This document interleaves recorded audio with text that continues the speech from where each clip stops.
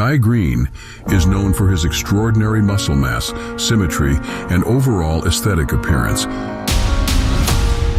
He has developed a muscular and sculpted physique that sets him apart from other bodybuilders.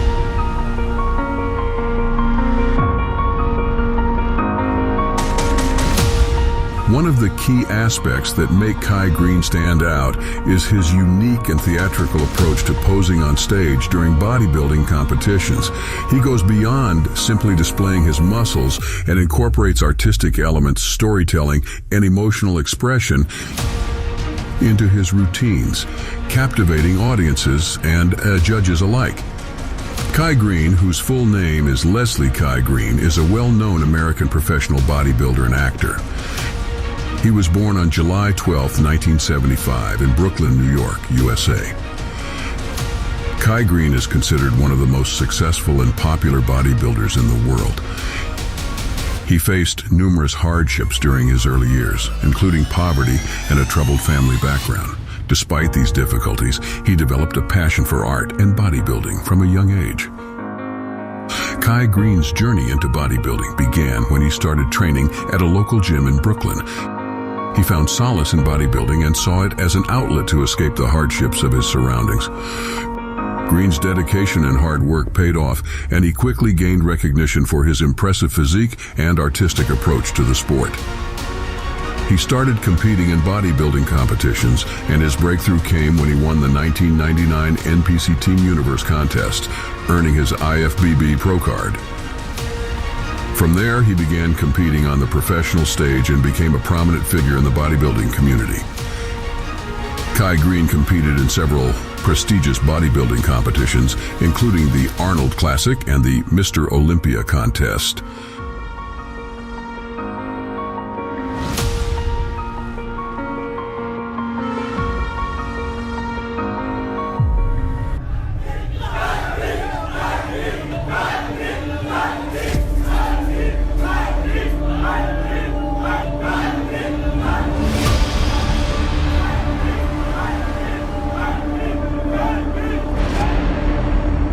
Well, you know what? Whether you're German, whether you're black, white, Chinese, or anything, I'm going to just share this with you because I think it's been very valuable to me.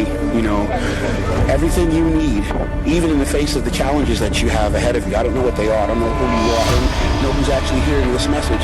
But believe it or not, there are larger powers in this universe and larger powers in your life. Resources that are available to you within yourself, around yourself. They say when the student is ready, the teacher will appear. So I don't know what challenges you may have you're faced with, but I want to encourage you to be willing to look a little deeper, search a little harder.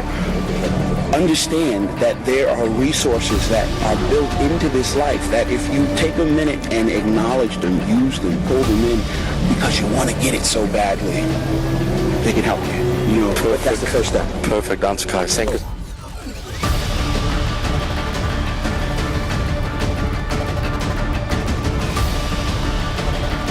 A lot of times people are under the misconception that, you know, you have to wait until you're perfectly healthy all the time before you can try to train regularly. In the NFL, even the NBA, star performing athletes that go on and do things that are incredibly groundbreaking, that are achieving great things, aren't waiting for the time when everything feels good. So sometimes what happens is you have to work through an injury. I'm not trying to talk about re-injuring yourself, but I am talking about finding a place that is comfortable and not letting yourself off the hook, pushing yourself through. It's not what you do when you're dealing with an obstacle. It's what you do despite the obstacles that will make the world a difference. His first Mr. Olympia appearance was in 2005, and he continued to make his mark with impressive performances year after year. As mentioned earlier, he achieved 3 runner-up finishes at the Mr. Olympia in 2012, 2013, and 2014. Kai Greene is often praised for his incredible muscle mass, symmetry, and aesthetics, as well as his dynamic and theatrical posing routines during competitions. His performances on stage were more than just displaying his physique. They were artistic expressions that captivated audiences and made him a fan favorite. In addition to his bodybuilding pursuits, Kai Greene ventured into acting. He appeared in several films, including the documentary Generation Iron and its sequels, which gave viewers a glimpse into the lives and dedication of professional bodybuilders. Kai Greene is known for his deep philosophical thinking and often shares motivational and inspirational messages on social media. He has a strong following on various platforms where he engages with fans and aspiring bodybuilders. It's essential to note that biographical information might change over time as individuals continue to progress in their careers and personal lives.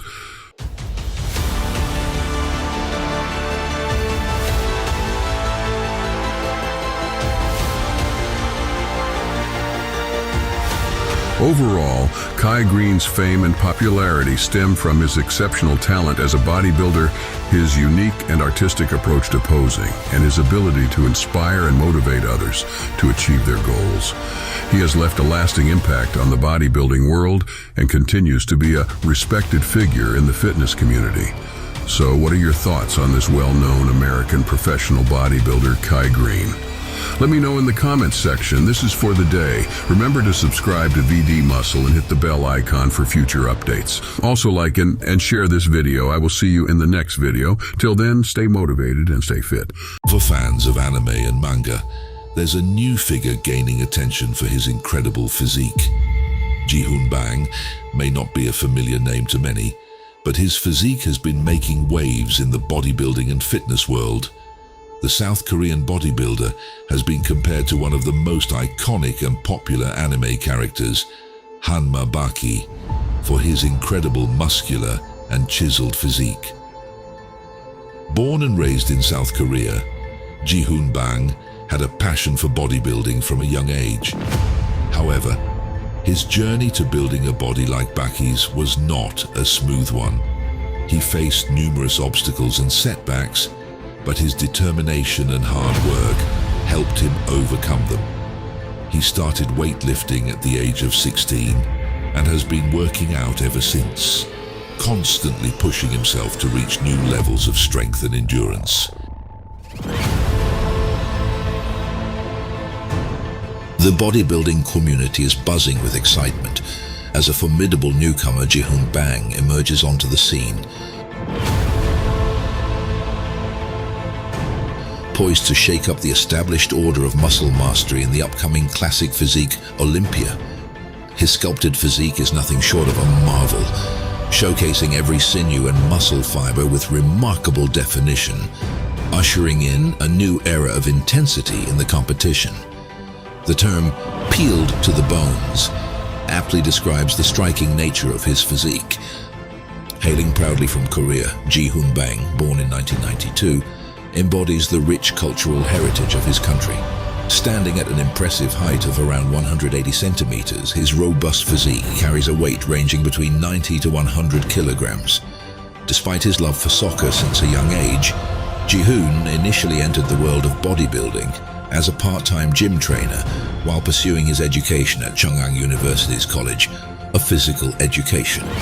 Inspired by a close friend's bodybuilding competition, he decided to transition into the world of competitive bodybuilding. Jihoon's journey in bodybuilding took a significant turn in 2017 when he participated in his first competition wearing board shorts. Over the years, he has become a force to be reckoned with, culminating in his victory as the classic physique champion at the Monster Gym Korea Pro in 2023. Recently, he showcased his prowess at the 2023 World of Monster Gym 8 Pro show held at Kintex in Ilsen, where he proudly claimed the first position among 20 IFBB classic physique players. Jihoon Bang's ascent in the bodybuilding world promises to add a dynamic and compelling chapter to the sport's history. The finals were very intense. Comparative reviews between Bang Jihoon and Park Seong-hoon continued several times. The pendulum gradually swung towards Bang Bang, and he qualified for the Olympia. Bang Jihoon's remarkable bodybuilding journey is studded with victories. In 2017, he claimed the top spot in the Seoul Special Mayor's Award for Classic Bodybuilding and Physique, as well as the Gyeonggi Province Governor's Cup in the University Division 80 KD. His winning streak continued in 2018 at Mr. Cheonan and Mr. Incheon, International success followed in 2019 at the NABA Asia Open Classic and Fitness Star Pacific. In 2020, he dominated at the NPC Worldwide Regional Engine and the Amateur Olympia Korea in Classic Physique.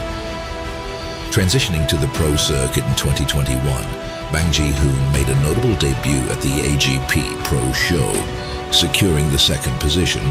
His consistency carried into 2022, earning him the fourth position at the AGP Pro Show. This journey reflects not just physical prowess, but a steadfast dedication to excellence in the competitive world of bodybuilding. As the initial flurry of reaction settles, one thing becomes evident.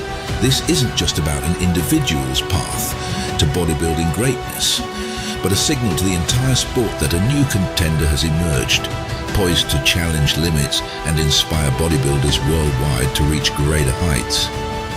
Compared to the Bumstead, there is a significant lack of volume in all areas except the chest and back.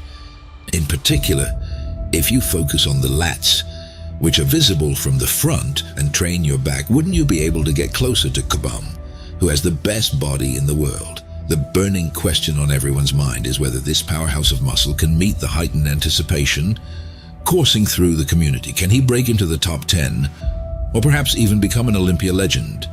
The answer will unfold at the much-anticipated Mr. Olympia 2024, so this is for the day. Remember to subscribe to VD Muscle Motivation and hit the bell icon for future updates. Also like and share this video. When the world of bodybuilding, many giants are born.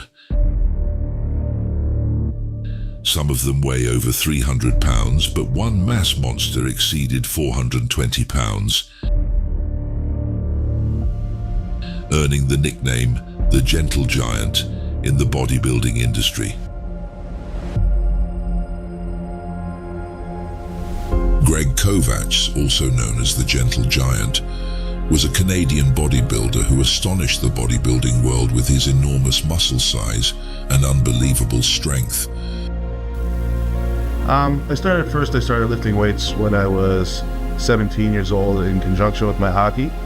And then I started really liking lifting the weights a lot more than the hockey itself. So I quit hockey and started lifting weights regularly. I didn't really know about like bodybuilding per se, like going up on stage and wearing trunks and things like that. But I really like going to the gym and developing my body and the feel of the iron in my hands and training really heavy. Standing at a towering height of 6 feet 4 inches and weighing over 400 pounds during his prime, Kovacs was one of the biggest bodybuilders ever to grace the stage. During the late 90s, Greg Kovacs towered over his competition, boasting more mass on his frame than any other bodybuilder in history. Greg's arms measured over 25 inches, his chest spanned 70 inches, and his legs were a colossal 35 inches around. My arms are about 26 inches, my thighs are about 36, my chest is over 70, things like that. So at a certain point, it's anybody can develop their physique, but to get to this level, I think it's a lot of genetics. Just as impressive as his immense size was Greg's incredible strength. With a 700-pound bench press for 2 reps, a 500-pound shoulder press, a 500-pound bent-over row, and a 2,025 pound of leg press, Greg is still hailed as the strongest professional bodybuilder of all time. I didn't realize how strong I was until one day I went to a powerlifting contest in my hometown, and the top bench was 430 pounds, and I looked at the weight and I said, wait a minute, that's not very heavy. I went up there and I benched it like 19 times, and then I walked out. And then there was another, I was reading a magazine and it said Ted Arcia, the strongest man in the world, can behind the neck press 360 pounds for 4 reps. Nobody's ever pressed over 400 pounds behind the neck, and I was already doing 405 for like 6 to 8 reps behind the neck when I was 19 years old.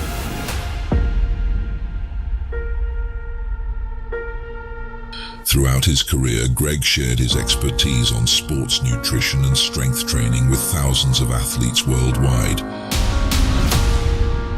conducting seminars in Hawaii, Australia, Spain, England, Greece, Germany, and Russia. From a young age, he harbored a deep passion for sports, including football and weightlifting. It became apparent early on that he possessed an extraordinary genetic gift for muscle development. I feel like a little mouse against this, sitting up against this big elephant. He's huge.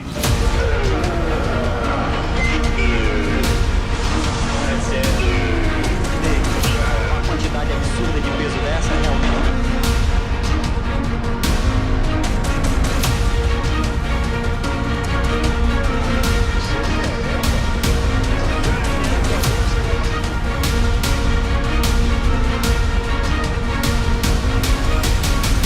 Despite encountering obstacles such as injuries and setbacks, Kovacs remained resilient and committed to the pursuit of bodybuilding. One of the reasons I didn't really know how strong I was is because I trained in my basement by myself, so I had no real anything to compare it to. The same with my body weight. I never knew how big people were out there. Like within my first year, I went from 240 pounds to 300 pounds. And I guess that's outstanding, but I thought it was no big deal. My parents really didn't think much of it either because I just ate a lot of food in groups.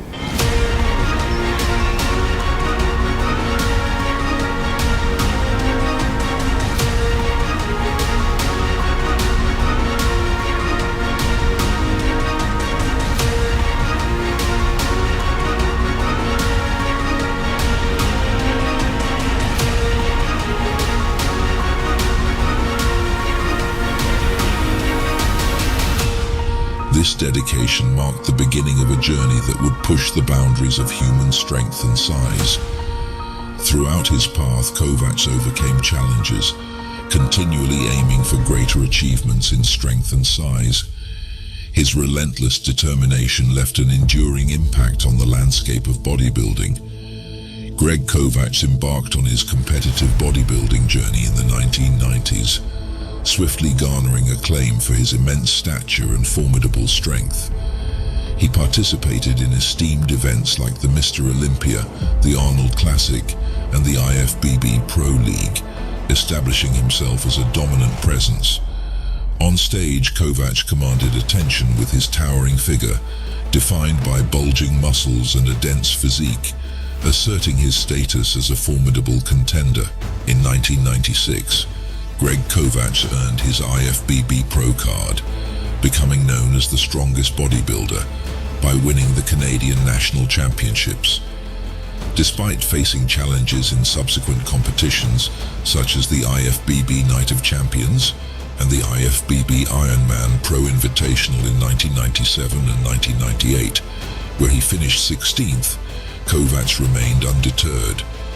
His journey continued with appearances at events like the 2001 IFBB Night of Champions, where he didn't place, and the 2004 Arnold Classic, where he finished 13th.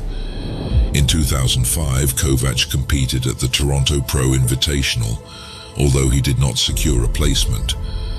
Despite varying outcomes, Kovacs' dedication and perseverance left an indelible mark on the bodybuilding world. He followed an intense and grueling training routine that focused on heavy weightlifting. When it comes to any special training secrets and things like that, I believe in training full range. Everything's full range. I really emphasize the negative and don't do a full contraction. Training in the maybe 6 to 8 rep range. Up till about a year ago, I used to only do half reps on certain exercises, but I found 4 reps are better. You develop the full muscle better that way. Kovacs gained renown for his extraordinary strength, demonstrating the capacity to hoist colossal weights that surpassed the capabilities of the average bodybuilder. Additionally, he embraced unconventional training methodologies like partial reps and static holds, which served to intensify muscular engagement and propel him beyond conventional limits. During his off-season, Greg consumed nearly 10,000 calories per day. However, when aiming to shed weight, he reduced his intake to around 8,000 calories daily. As he prepared for competitions or championships, his calorie intake further decreased to approximately 5,500 per day.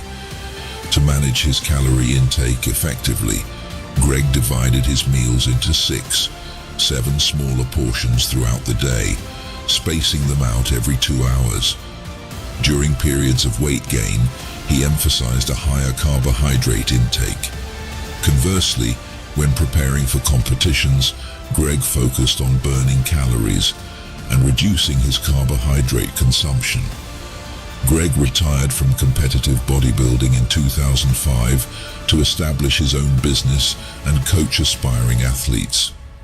Tragically, Kovacs died on November 22, 2013, at approximately 9:50 p.m. in his Mississauga, Ontario condominium from heart failure. He is survived by his parents and 2 sisters. Kovacs had no children. We have seen many giants in bodybuilding like Craig Kovacs, and many more, but they die early.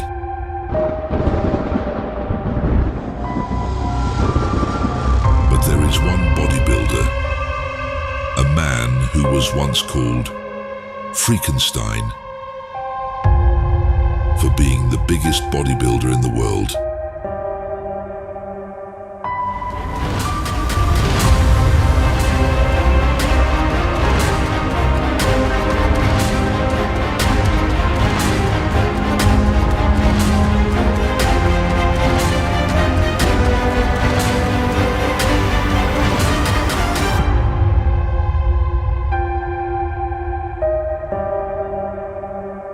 Whose heart was stopped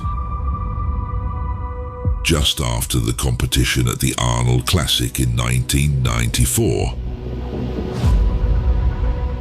Everyone thought he was dead.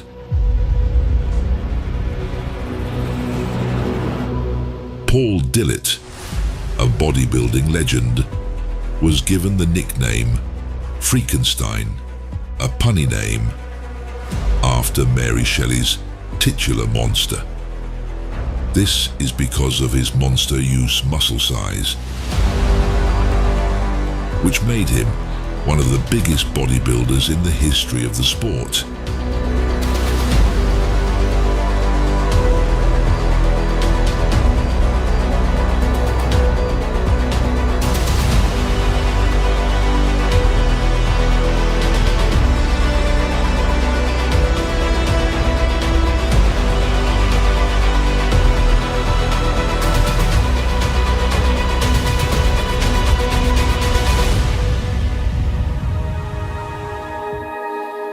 Paul Dillet is a retired professional bodybuilder and entrepreneur from Montreal, Canada, and standing at 6'1" tall. Born on April 12, 1965, with their off-season weight recorded at 145 kilos and competition weight at 129 kilo. He's also the founder and the CEO of the world-renowned WBFF.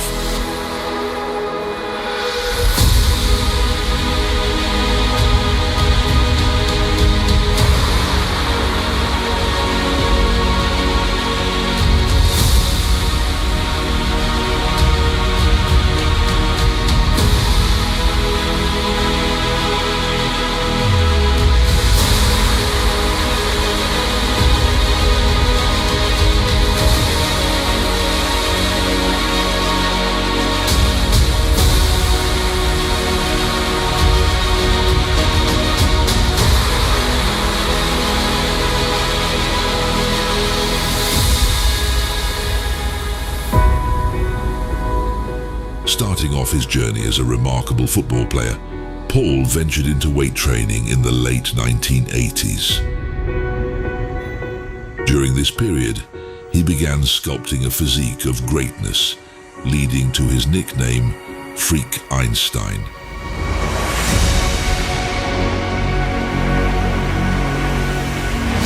He competed in the heavyweight category at the 1991 North American Championships, surprising fans by finishing second. Rather than being content with this achievement, Dillet remained driven to excel in the sport. The following year, he returned to the same competition and emerged as the overall champion, earning an IFBB Pro card in the process.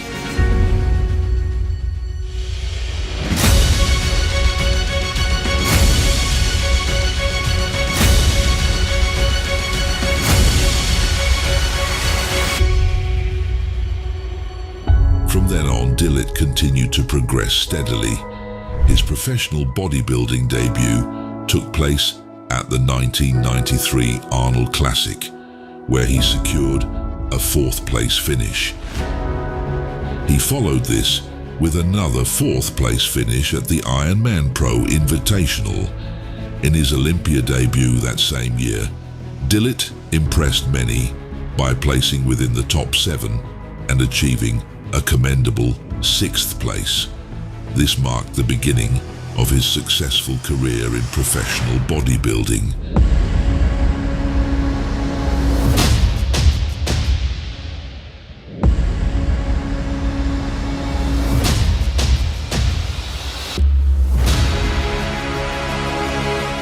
Despite reaching the pinnacle of the bodybuilding world, the mass monster nearly met his death after collapsing on stage at the 1994 Arnold Classic, requiring 4 officials to carry him off stage. During his presentation, Dillet found himself in serious trouble, experiencing severe dehydration. It wasn't meant to be, and I came very close to losing my life. My heart stopped beating for a minute. It's too much calcium and no magnesium. That led to his collapse and an emergency rush to the hospital. My body literally cramped up from my legs, my feet, my calves, my quads, my stomach, my lower back, so it was going all the way up to the heart. Doctors struggled to find a vein to administer treatment, attempting 4 times without success. I woke up in the hospital, and once I was up, the doctors told me that, we had to revive you. We were legally dead for 1 minute. Upon regaining consciousness, Dillet was shocked to learn that he had been unresponsive, not breathing for a full minute. Reflecting on the experience, he remarked, "I came very close to losing my life. It was that bad. My heart stopped beating for a minute, 1 whole minute."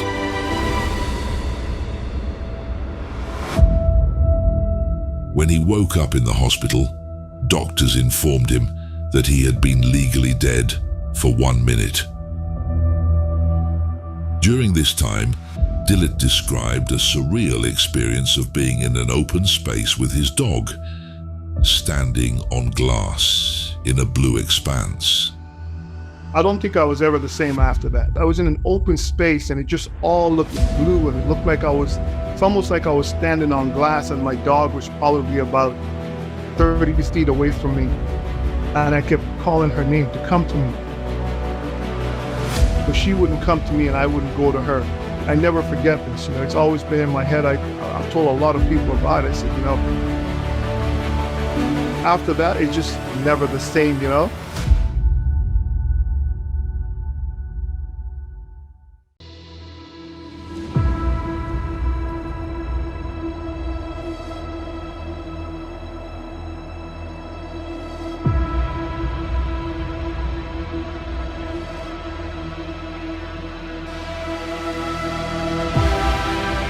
Everyone is terrified when they see a tall mega monster walking on stage. People are in terror when they see a muscle monster with popping veins all over his body. He was one of the biggest giants in the history of sport. He is no ordinary bodybuilder. His stage presence was scary. He is like a monster from a fiction movie created by a mad scientist. People and his fans call him Freak Einstein. He was one of the freakiest bodybuilders of all time. Paul Dillet is a legendary figure in the world of bodybuilding, known for his mass monster physique. His physique was so massive, he was even dubbed Freakenstein. He was a badass in terms of saying, I treat you the way you treat me. I don't care if you are white, black, Chinese, or whatever the hell you are. If you are a good person, you are a good person. If you are an asshole, you are an asshole. I judge people as individuals based on the character and how they treat me, not by the color of their skin. Paul Dillet, hailing from Montreal, Canada, is a retired professional bodybuilder who made his mark during the 1990s and 2000s, competing alongside renowned bodybuilding figures such as Ronnie Coleman, Dorian Yates, Shawn Ray, and Flex Wheeler. He showcased his prowess on stage. Standing tall at 6 feet 1 inch and weighing between 295 to 310 pounds, Paul possesses an imposing physical stature. I always just call him, instead of calling him Paul, I just call him Hey Monster, because he's just so huge, you know, his arms and everything. Originally excelling in football, Paul ventured into weight training in the late 1980s, gradually sculpting a physique characterized by greatness. As a newcomer, an outsider to the bodybuilding scene, Paul faced the challenge of his unusually tall stature, standing at 6'1". Consequently, he had to diligently build substantial muscle mass to achieve the desired aesthetic for success in the professional realm. Competing in the heavyweight category at the 1991 North American Championships, Paul Dillet surprised fans by finishing second. While this achievement might have satisfied others, Dillet remained driven to excel further in the sport. Returning to the same event the following year, Dillet emerged as the overall champion, securing his IFBB Pro card. From this point onward, he relentlessly pursued progress and success. Dillet's debut year as an IFBB Pro bodybuilder was remarkable, instantly propelling him to stardom in the industry. His imposing physique, characterized by a massive frame, narrow waist, and bolder shoulders, earned him the nickname Freak Einstein, portraying him as a dominant force in the sport's future. Well, you were here 2 years ago, you had a hard time on stage, you had to be carried off. You had problems with your posing in the past. How did you feel there today? Oh, I feel great. However, despite his rapid rise in the fitness modeling world, Dillet faced a life-threatening situation during the 1994 Arnold Classic competition, named after the renowned bodybuilder Arnold Schwarzenegger. While on stage presenting, he collapsed due to severe dehydration, necessitating an urgent trip to the hospital.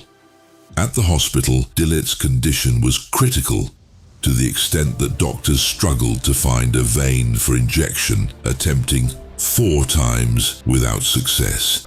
Upon regaining consciousness, Paul Dillet was stunned to learn that he had been unresponsive, essentially not breathing, for a full minute.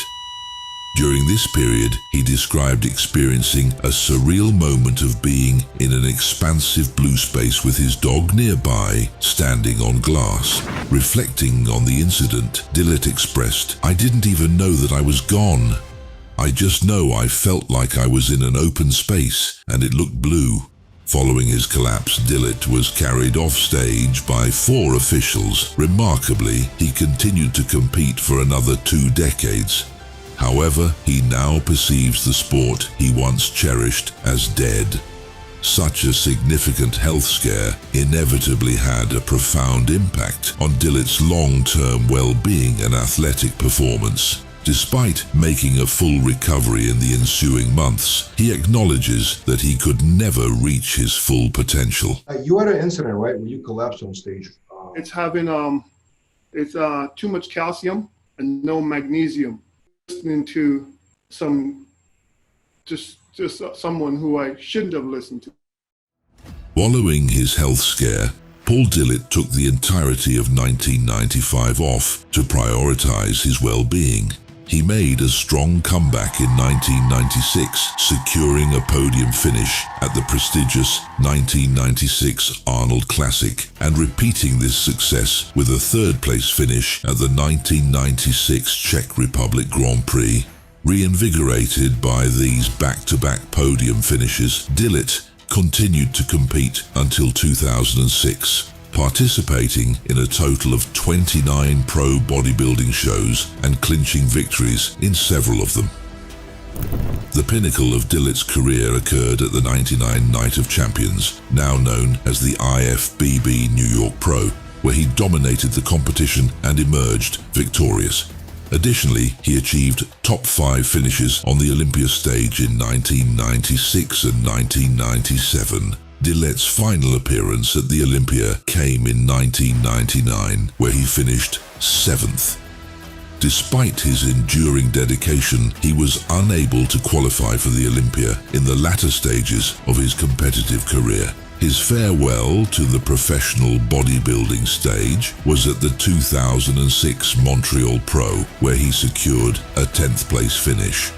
Although he ceased participating in pro shows thereafter, Dillet officially announced his retirement from the sport of bodybuilding in 2012. During his prime, Paul maintained a rigorous workout regimen, exercising twice daily. He focused on major muscle groups in the morning or around noon. His routine typically commenced at 8 a.m. with cardio, followed by his first meal. The first training session usually kicked off at approximately 12:30 p.m., followed by a substantial meal and a protein shake.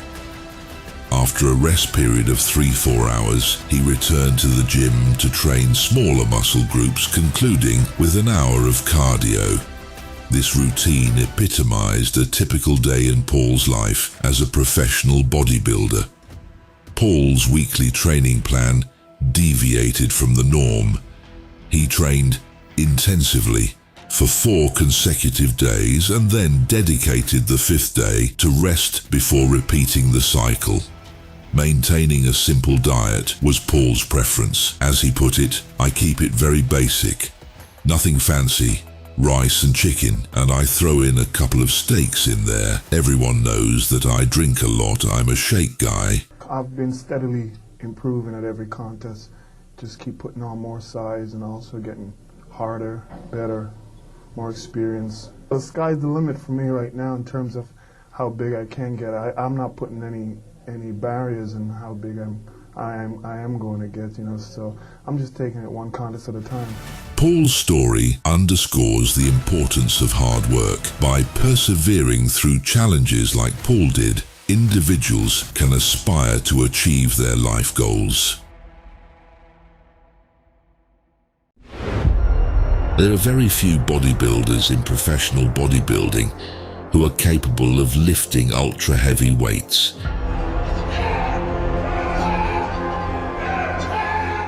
No one was stronger than him in his time, except King Ronnie Coleman. When he trains in the gym, everyone is scared of his energy and workout intensity.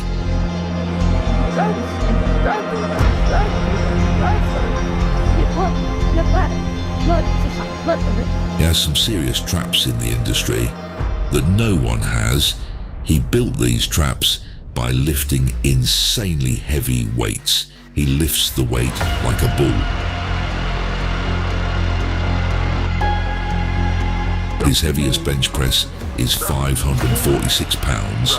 His heaviest squat is 828 pounds. And his greatest deadlift is 832 pounds. These are some serious lifts.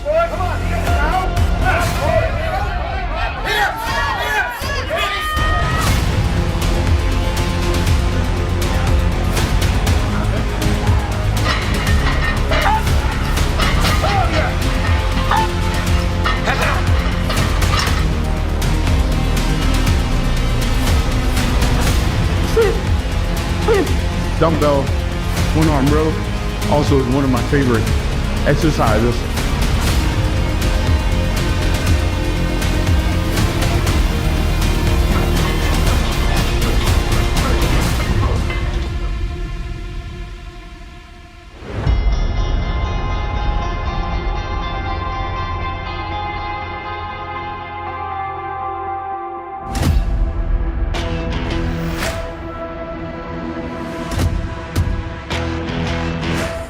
about me and my training is I've got to feel comfortable. I got to have a certain feel to really turn on and get that necessary power and anger, you know, out of me to lift a certain weight, to lift a certain weight. The atmosphere of the gym is huge. You definitely feel different from place to place. You know, Metroflex, anytime I go into that, any time of the day, I feel like a giant. You know, I feel like I can lift anything I put my hands on. I walk into 24-hour fitness, walk into LA Fitness, somewhere like this.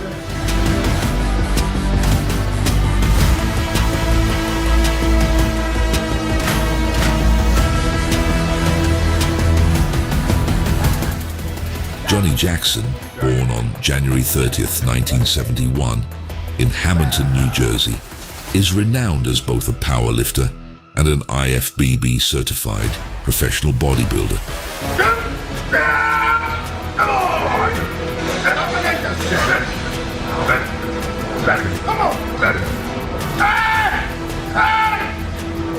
Before pursuing bodybuilding, he served in the military and participated in both Operation Desert Storm and Desert Shield. Since 2004, Jackson has been a regular competitor in the Mr. Olympia competition.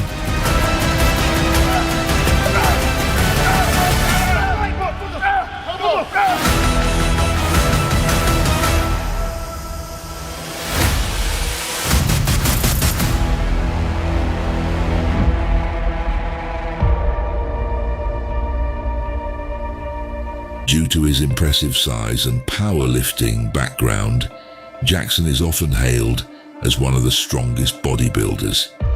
In 2009, he claimed the title of Mr. Olympia's World's Strongest Professional Bodybuilder by benching 523 lbs. Although this achievement was later surpassed, Jackson earned his IFBB Pro League status by emerging victorious in the NPC Nationals in 2001, making his professional debut at the GNC Show of Strength in 2002. He placed 10th. Despite not clinching top positions initially, his muscular physique, highlighted by prominent traps and a thick upper body weighing over 230 pounds, garnered considerable attention from fans and sponsors. In 2003, Jackson made his first appearance at the Mr. Olympia, securing the 11th position. Subsequently, after numerous competitive endeavors, he achieved his first professional victory in 2006 at the Montreal Pro Championships. And sheer brute power.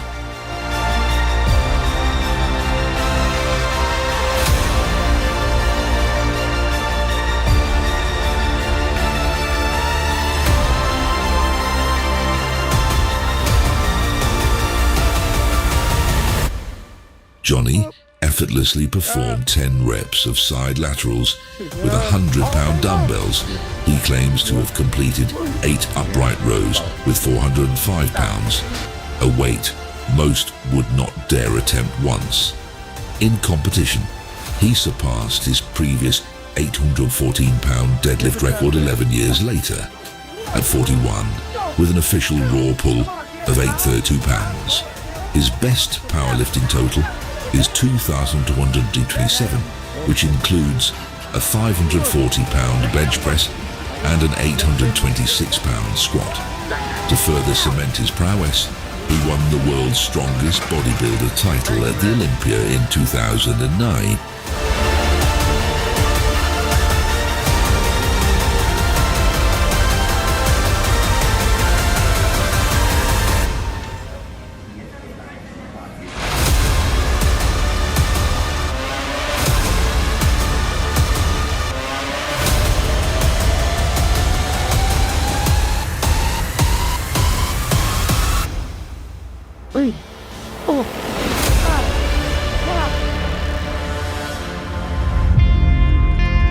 The intensity, the feeling, you know, the energy inside the gym, it definitely, you know, predicts a lot of how your your workout is going to end up being.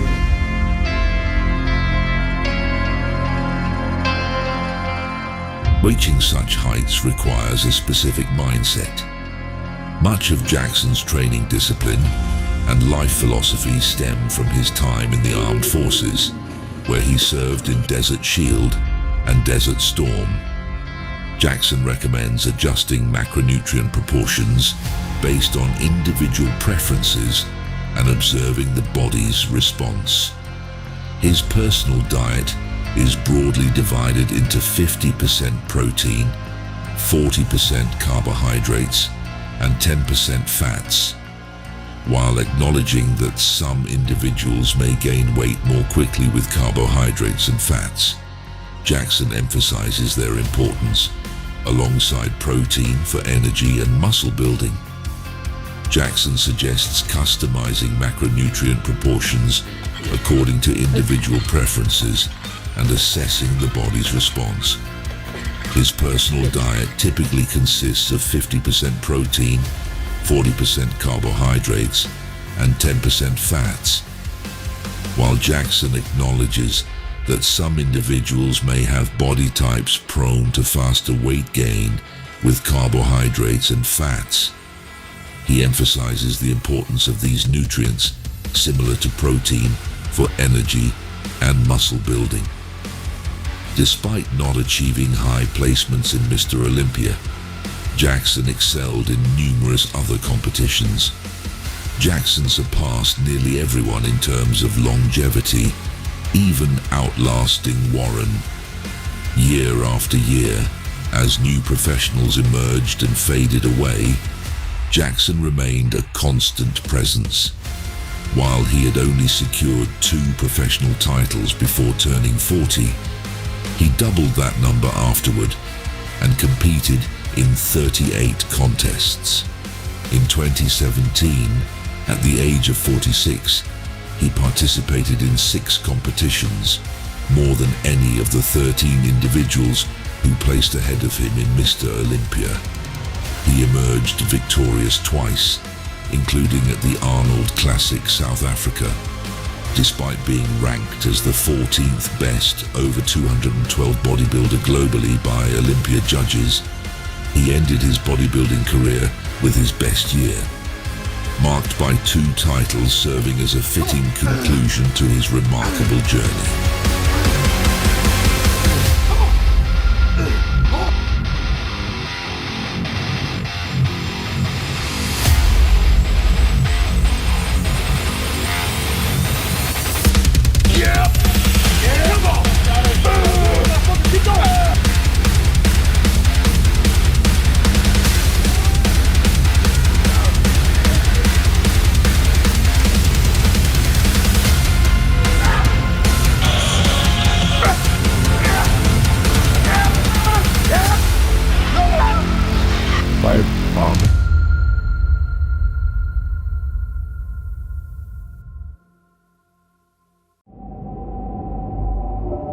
In the dawn of cosmic creation, Lord Brahma sculpted galaxies, birthing a universe teeming with wonders, and forged the sun. From the cosmic dust, our solar system emerged, with Earth as its cherished jewel, cradling life's delicate dance. One day, with a divine spark, Brahma forged Ronnie Coleman.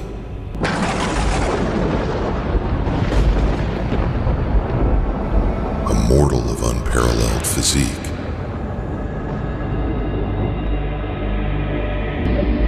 In 1964, Ronnie was born in Louisiana.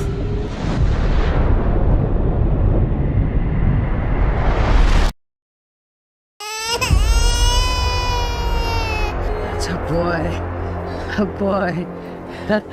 10 toes, 10 fingers, 2 strong lungs.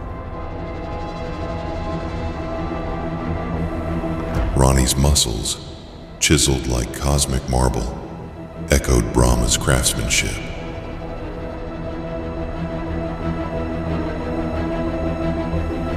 Through sweat and iron, Ronnie transcended mortal limits, becoming a legend whose name echoed across time.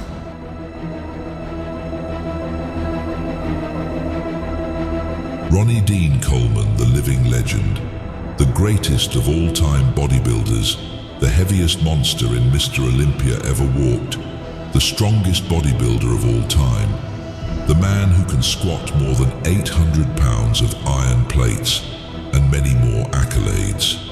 This bodybuilding icon shocked the world in his prime and continues to do so despite enduring severe injuries. Despite facing tough times, he has overcome them with sheer willpower. Many doubted his ability to recover from his injuries, but he proved everyone wrong, showcasing not just physical strength, but also remarkable mental resilience. Ronnie works hard in his everyday life, continuing to hit the gym daily. He also collaborates with big names like Andrew Jacked, Andrew Dayu, and Jesse James, creating a plethora of funny and informative content.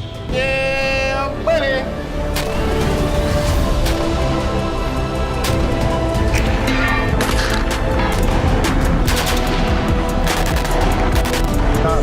Good job. Yeah, buddy! It's not me. Woo. Yeah. Pretty.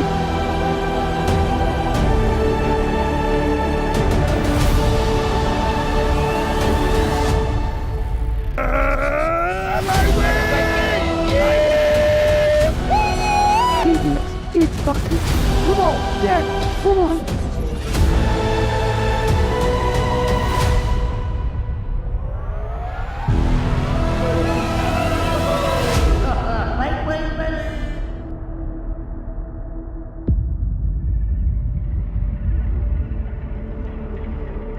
Where's Ronnie Coleman? He better be here.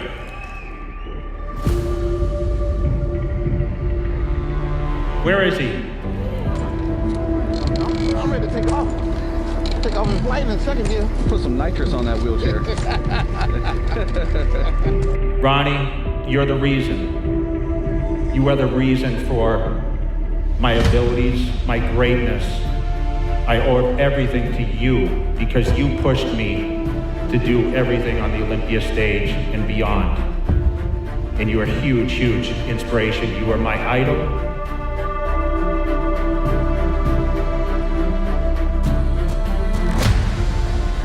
We spent a lot of great moments, Ronnie Coleman, the greatest bodybuilder of all time.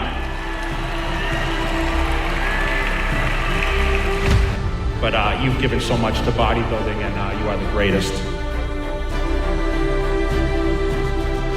Today, Ronnie Coleman is in much better condition. He can walk without a stick for extended periods thanks to stem cell treatment. Ronnie Coleman's endorsement of Regenimex's stem cell therapy has been a game changer in the health and fitness community. In an Instagram post, Coleman shared his remarkable journey with this cutting-edge treatment, emphasizing its transformative effects on his health and well-being. Dealing with persistent joint pain and mobility issues, common challenges for athletes and bodybuilders, Coleman found relief through stem cell therapy with Regenimx. This treatment not only relieved his joint pain, but also restored his mobility, offering him a renewed sense of vitality. Since retiring from professional bodybuilding in 2007, Coleman has undergone over a dozen surgeries on his neck and back.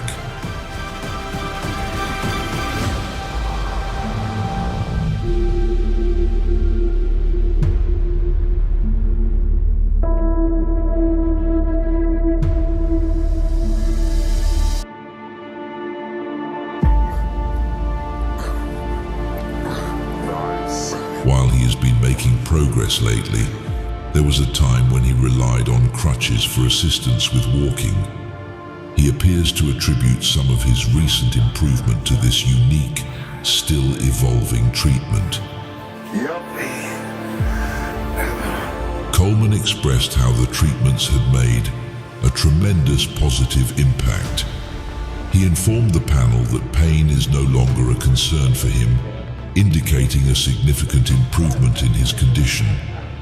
The therapy has also had a positive effect on Ronnie Coleman's legs, and he is optimistic that it will reduce the numbness in his feet, ultimately enabling him to walk unaided again.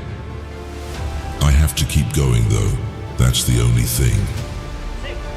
They have cut my pain medications in half.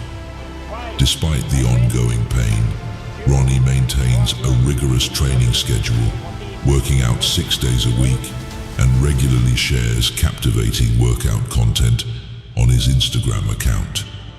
He also mentioned that he gained 30 pounds due to the treatment, noting that no surgeries since 2021 have helped him regain his lost muscle mass.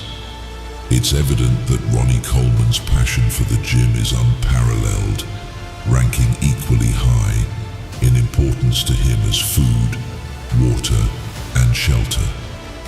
Once fearing he might never walk again, Ronnie can now walk with assistance, but he remains optimistic about regaining his ability to walk independently, reflecting his enduring resilience and determination. Ronnie Coleman is an absolute legend in the world of bodybuilding. His sheer dominance on the stage has inspired countless individuals to push their limits and achieve greatness. Even his fiercest competitor, the four-time Mr. Olympia Cutler, openly admits to being a die-hard fan of Ronnie.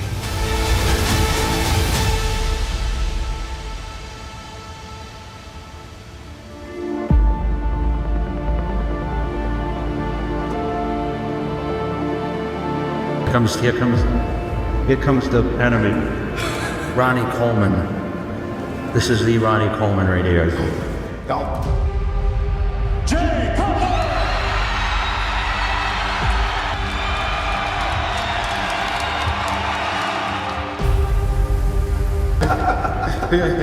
Ready to do it again? Oh yeah. So this is the guy that I fought. Couple years. 8 years. Running the show. Me, Ronnie Coleman. The one and only. It was almost like Ronnie Coleman, Jay Cutler, Mr. Olympia. So when I won and knocked off the champ, which he was going for his record 9th Mr. Olympia, he had already won 8. It was a huge monkey off my back.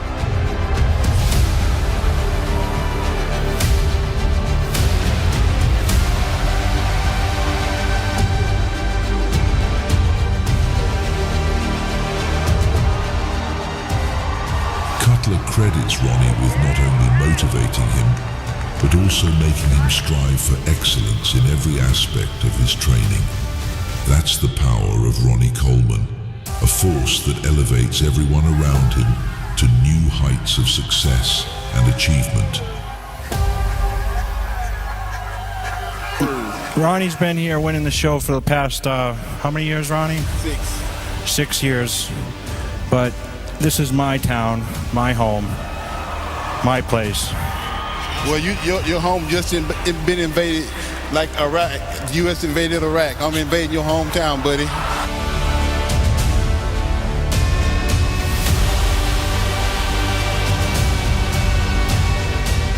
Jay Cutler and Ronnie Coleman, two titans of bodybuilding, have always shared an extraordinary bond of mutual respect, even amidst their fierce competition. Their electrifying on-stage battles have left audiences worldwide in awe, gracing countless shows, events, and guest posing sessions. In a recent emotional highlight during his Lifetime Achievement Award acceptance speech, Cutler poured his heart out, paying tribute to his rival-turned-inspiration, Ronnie Coleman. Witnessing this touching moment, fans couldn't help but be moved by the profound admiration between the two legends.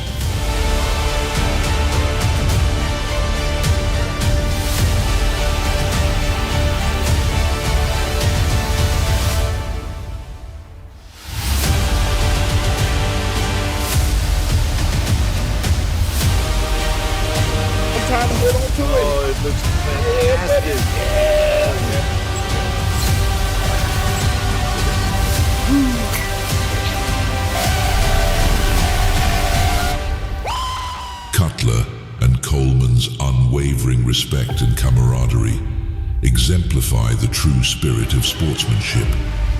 Their dynamic partnership remains etched in the annals of bodybuilding history, solidifying their status as one of the most iconic duos to ever grace the sport.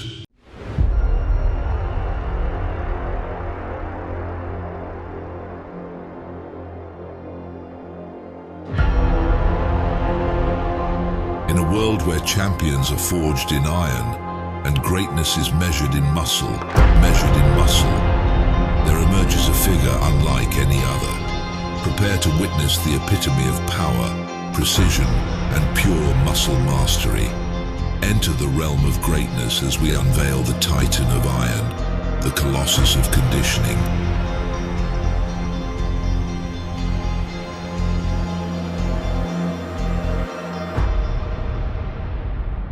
Born to dominate, none other than Francisco Paco Bautista. Paco emerged from the streets of Seville, Spain, with a fire in his heart and an unyielding determination to sculpt his body into a living monument of strength and symmetry. From humble beginnings to the grandest stages of bodybuilding glory, his journey is a testament to the relentless pursuit of perfection. Francisco Paco Bautista, born on March 12, 1971, hails from Barcelona, Spain, and is a retired IFBB pro bodybuilder, renowned for his dominance in the 1990s and 2000s era of bodybuilding. Notably, he made his mark on the illustrious stage of bodybuilding, Mr. Olympia, with 4 competitive appearances.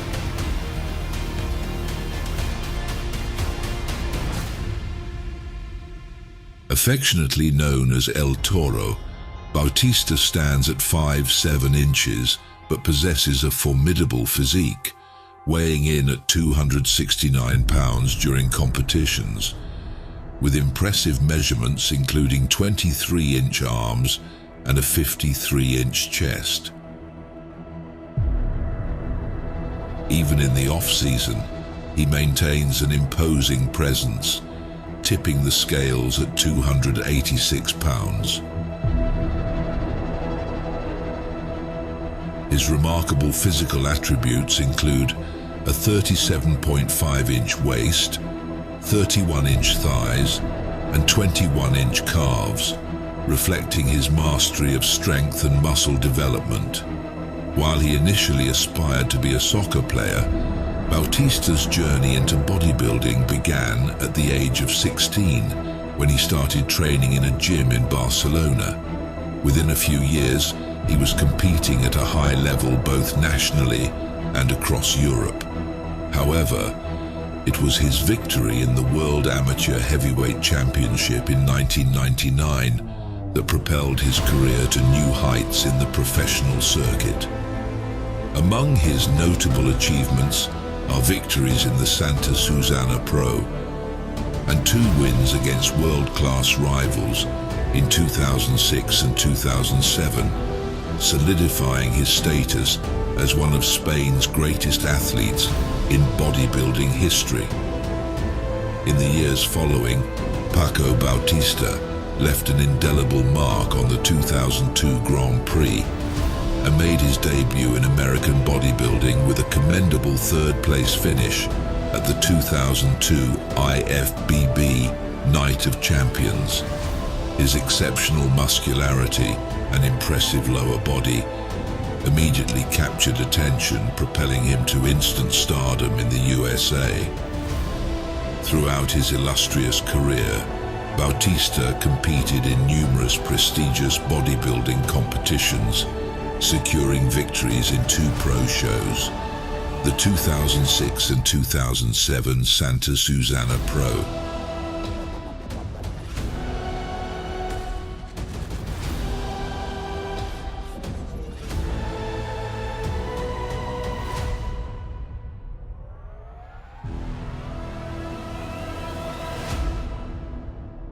Additionally, he showcased his prowess on the Mr. Olympia stage, His initial appearance at the Olympia occurred in 2002, where he placed 20th. He went on to compete at Mr. Olympia 3 more times, in 2006, 2007, and 2007. Bautista concluded his competitive bodybuilding journey with a 13th place finish at the 2013 Arnold Classic Brazil before retiring. During the pinnacle of his career, Francisco Bautista adhered to a rigorous training regimen, dedicating each of the 5 training days to specific muscle groups: chest, back, shoulders, arms, and legs. Additionally, he incorporated abdominal exercises into one of his weekly workouts, exemplifying his commitment to comprehensive physical development. Bautista's training regimen incorporated a mix of isolation and compound exercises using both free weights and machines.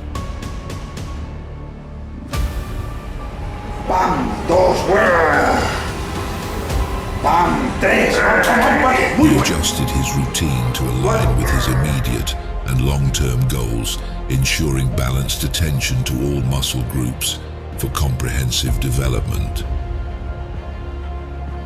To maximize muscle and strength gains, the retired bodybuilder aimed to reach failure on most sets.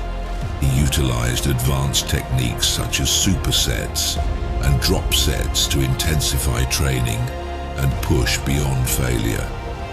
In terms of diet, Bautista adhered to a traditional bodybuilder's nutrition plan. He prioritized adequate protein intake with 6 daily meals and maintained a moderate to low consumption of carbohydrates and fats. As competition dates approached, Bautista gradually reduced calorie and carbohydrate intake to achieve a lean physique. While occasional indulgences in favorite foods occurred, they were infrequent as he remained dedicated to his bodybuilding diet without compromise.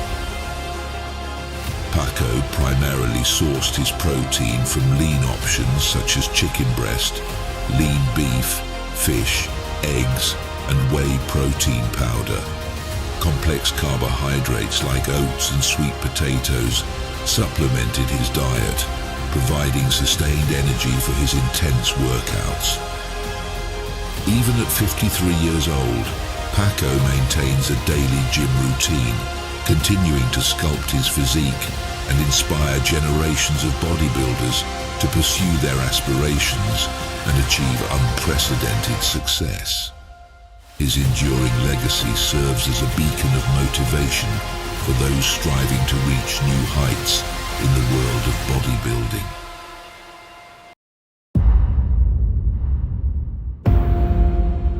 This guy that was just incredible, especially in his, it's like a split out and thigh shots. The midsection was just unbelievable. Whenever I think about abdominal muscles, I think about this thing.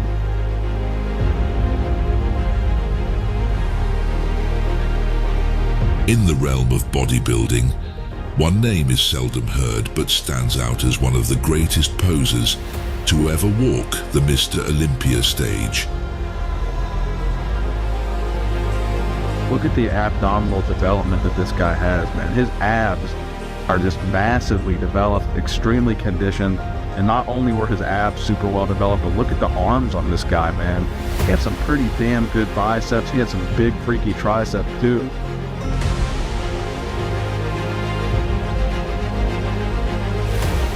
Thierry Pastel. His biceps were arguably even better than Arnold's, and his abs looked like they were sculpted from marble.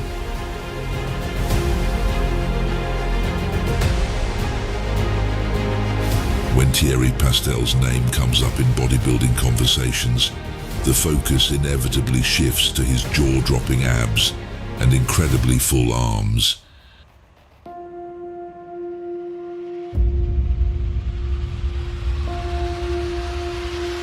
The French pro's abs, ranked among the best of all time, featured a sharp 8-pack with ridges so deep you could lose a quarter in them.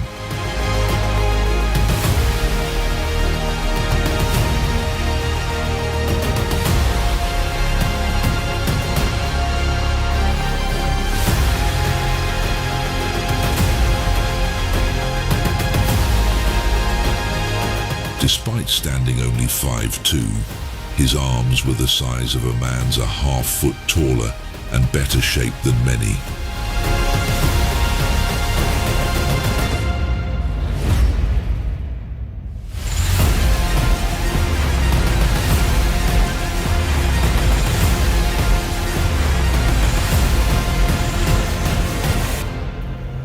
Thierry Pastel is a retired professional bodybuilder from France. At 5'2", Pastel was one of the shorter competitors in the bodybuilding world, but he compensated with exceptional musculature, a great shoulder-to-waist ratio, and most notably, impressive arms. Throughout his career, Pastel competed in NABA, WABA and the IFBB Pro League, delivering memorable performances. Even his outstanding body parts couldn't overshadow Pastel's overall aesthetic excellence. An exceptional poser, he rarely struck conventional poses, instead opting for artistic flourishes in his stance, hand placement or torso angles, reflecting an artist more than an athlete. It is no surprise that Pastel was a protege of fellow Frenchman Serge Nubret, a master poser and paragon of aesthetic distinction. Although figures like Pastel and Nubret are rarely seen on bodybuilding stages these days, their photos continue to inspire generations of emerging muscle artisans. In terms of competition success, Pastel achieved notable results including 3 WABA World Championships, the European WABA title in 1987, and 3 participations in the IFBB Mr. Olympia, with his best placement being 8th in 1991.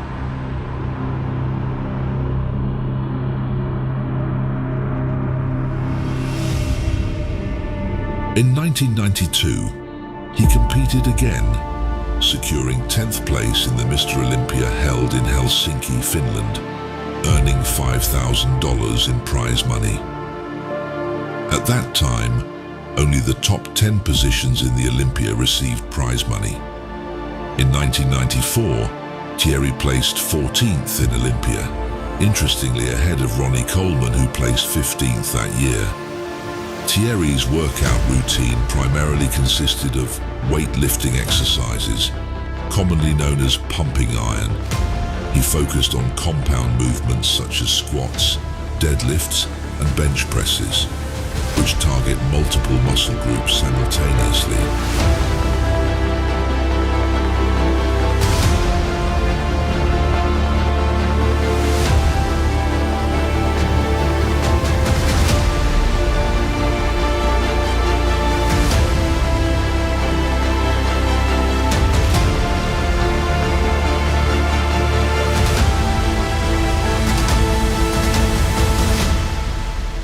Additionally, he incorporated isolation exercises to target specific muscles and enhance muscle definition.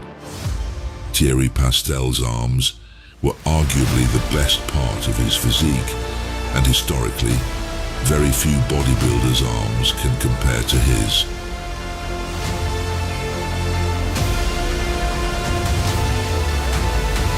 Pastel trained his arms with great intensity, focusing on high volume and moderate weights to achieve the best results, given that arms are a smaller muscle group.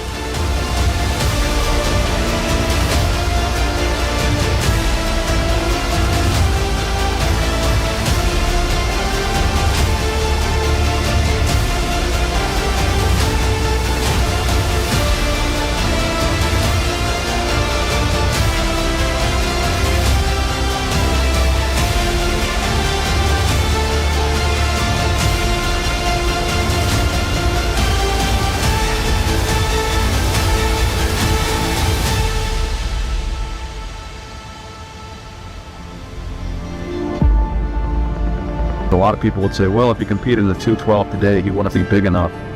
I just don't think he needs to put on any size. I don't think this guy should be any bigger. I think his physique, the way it was pretty damn good. Thierry's dedication to his workout routine and diet was key to his impressive physique. While his approach may not be suitable for everyone, his commitment to fitness clearly paid off. He followed a strict meal timing routine, eating 5 to 6 small meals throughout the day, each consisting of a balanced ratio of macronutrients. He believed that eating small meals frequently kept his metabolism active and prevented overeating. Although figures like Pastel and Nubre are rarely seen on bodybuilding stages these days, their photos continue to inspire generations of emerging muscle artisans. Today, Thierry owns the Pastel Fitness Club.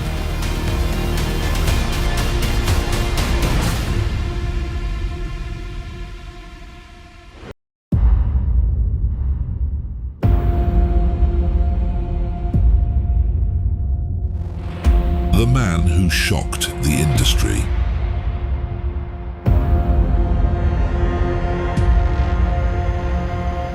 The recipient of the 2017 iconic Sandow Trophy.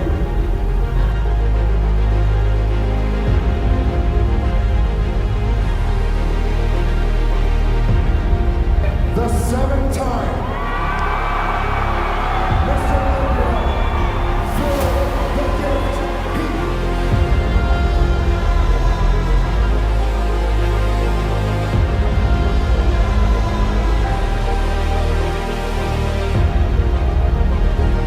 The bodybuilder who shocked the industry and the whole world with his dominance in bodybuilding and his incredible 7 consecutive Mr. Olympia wins,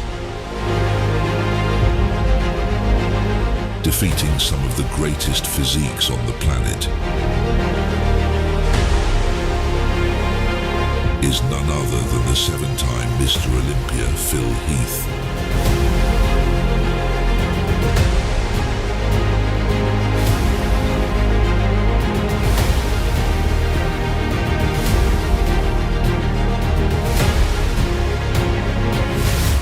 You win the Arnold Classic, that's great.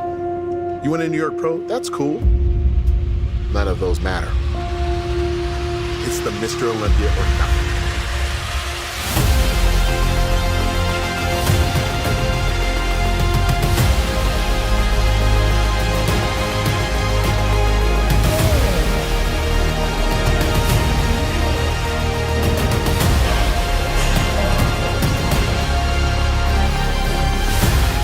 First time Phil Heath had some competition that was wider, bigger, but not as sharp. People online, oh, he's going to get dwarfed, because Randy, he's a walking shadow on these other competitors.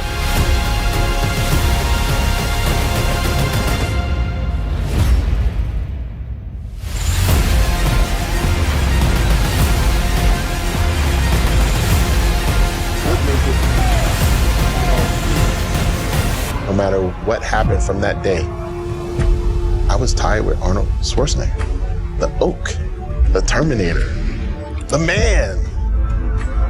I'm 7-time Mr. Olympia.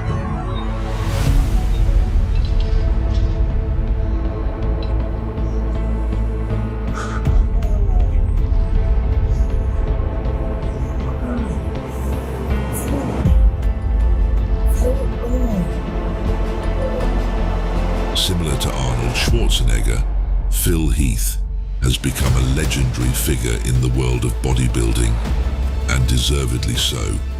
Heath is a 7-time Mr. Olympia champion, sharing this record with the former California governor.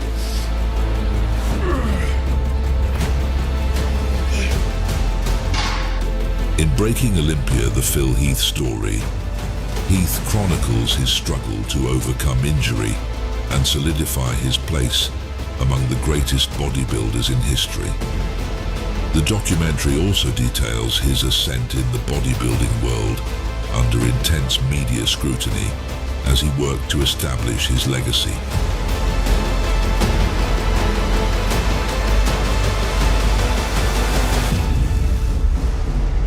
Was sitting right up there, looking down, watching Ronnie Coleman go for his 8th Mr. Olympia title. Now, I was privileged enough to see that happen and actually become friends with him, being able to see his journey. And now it's time for me to do the same.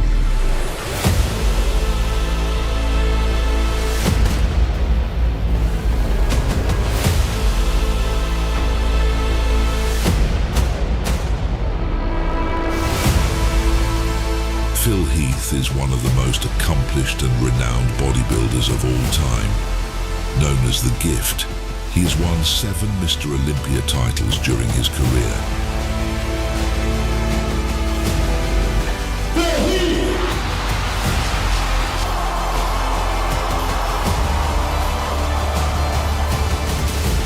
However, his journey was not always smooth. Heath endured a difficult childhood, which instilled in him an unrelenting drive for success that propelled him throughout his career.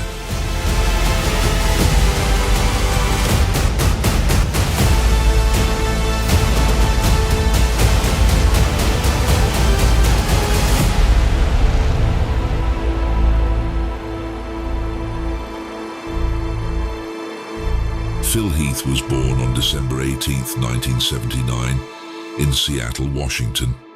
His interest in bodybuilding ignited during his teenage years, inspired by the legendary Flex Wheeler, which spurred him to start serious training.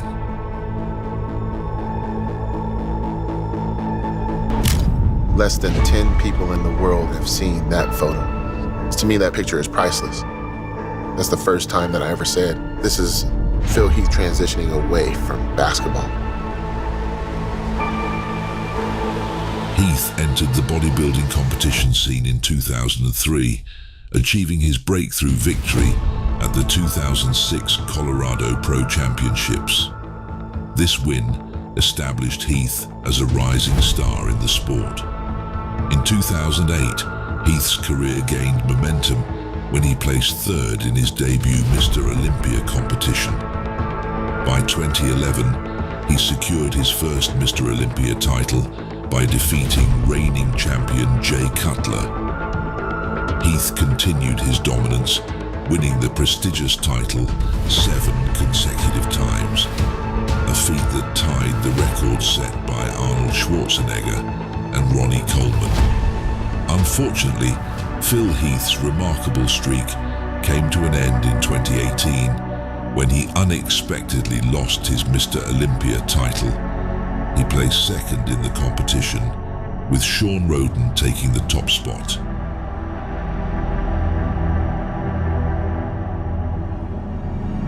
Not only did he lose the title, he also didn't get number 8. I can imagine the mindset that he had, wondering what's next.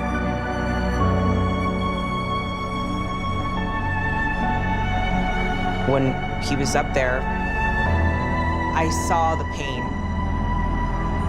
He felt like he devastated us. He was broken.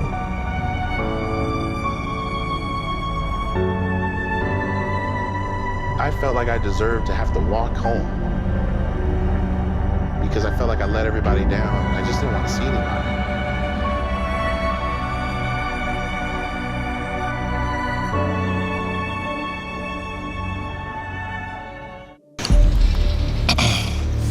Every year they say you can't win shit, Phil. Every year some fucking moron says you can't win. Every year some critic says you can't win. Every year. And then 4 sundowns later they still talking. Taking everybody down. Heath's training regimen is rigorous and meticulously designed to enhance size and symmetry. He dedicates 2 weekly sessions to each muscle group, employing heavy weights and high volume to maximize muscle stimulation. Additionally, Heath incorporates numerous isolation exercises to target specific muscle groups and enhance definition. Nutrition plays a crucial role in Heath's regimen. His diet is rich in protein and complex carbohydrates, providing fuel for intense training sessions and supporting muscle growth. Heath supplements his diet with protein powder, creatine, and BCAAs to aid in recovery and promote muscle mass development. It's really to talk about in terms of weaknesses. Look at his delts, look at his arms. His back is ridiculous. I mean, a whole year where everything you do, every rep, every meal, every sacrifice, it all leads up to one day.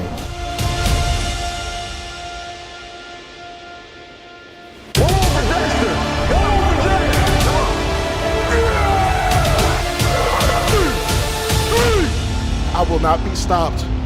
I will not be stopped.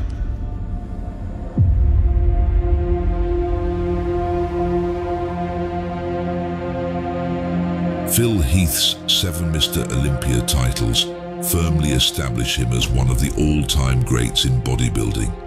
His exceptional physique, unwavering work ethic, and commitment to the sport have positioned him as a role model for aspiring bodybuilders worldwide.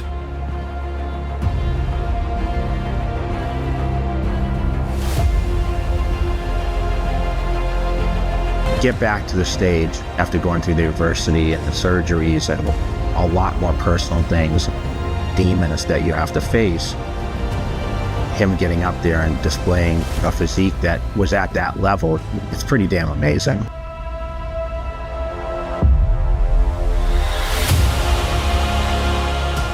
Despite encountering setbacks and overcoming injuries throughout his career, Heath consistently rebounded with greater resilience and determination. His ability to rise above challenges has been truly remarkable, serving as an inspiration to fans and fellow athletes alike. Phil Heath's unparalleled success in the bodybuilding arena underscores his relentless dedication, passion, and perseverance. His legacy as one of the sport's finest will endure, continuing to motivate future generations of bodybuilders.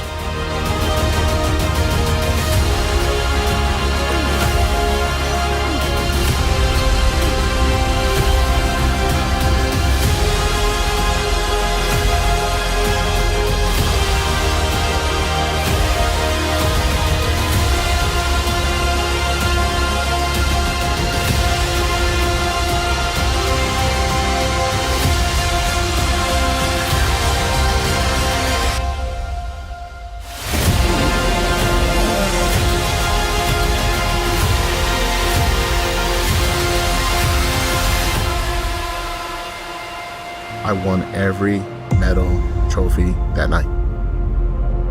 Putting my hands up like this, laughing because I'm thinking, I don't even know what the fuck I'm doing.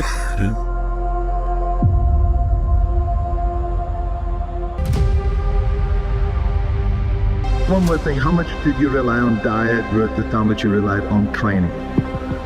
Oh, God, I think it's 50-50 because I train heavy and I train hard. And I also, I took in a lot of protein to make sure that I got a lot of reps. So, you know, when you do these two things together, the results come out better. Instead of you training too much and not eating enough, and then training, you know, everything kind of worked together, and I was happy with coming in and winning this show for the second time. No athlete has never ever done that in history.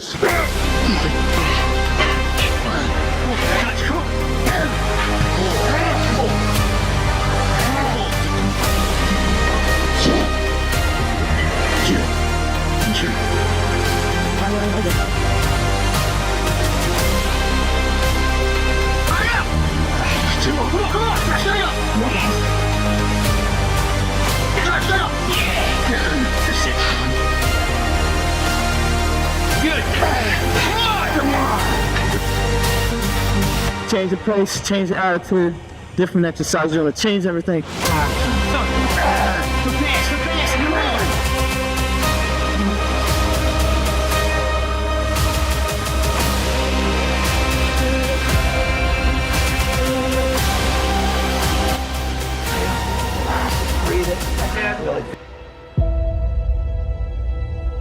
I'm a high volume trainer and I'm a high intensity trainer, meaning basically, 20, 25 sets per body part, even the smaller and lesser groups, and basically resting 45 to 55 seconds in between sets, which. And ultimately, I'd like to get my full-blown 315 pounds off season where I'm pushing the heaviest weights.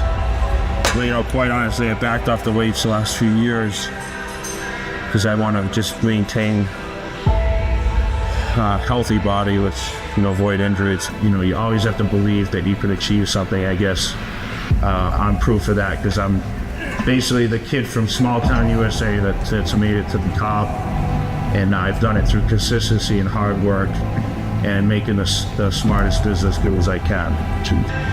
A lot of guys, when they get to the top,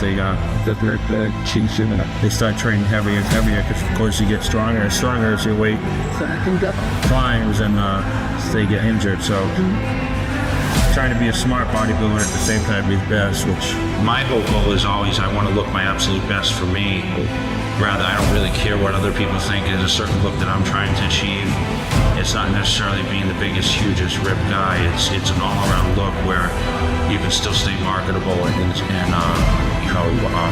people actually look at your physique and they look at your look and they say, that's a great look, I'd like to look like that. Come on, get on that. Come on.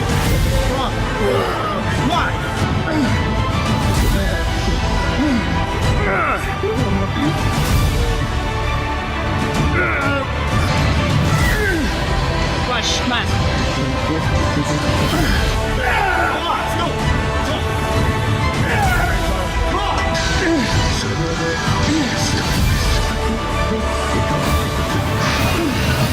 Just try to improve on conditioning and detail rather than getting much bigger because I don't really think I need to.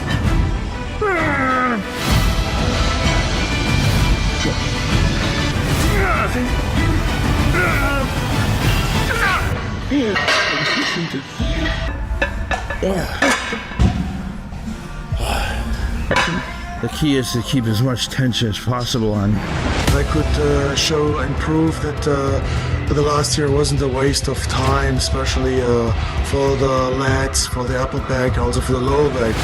And it cost me a lot of energy to do this because at the same time I had still to keep up with the other muscle groups.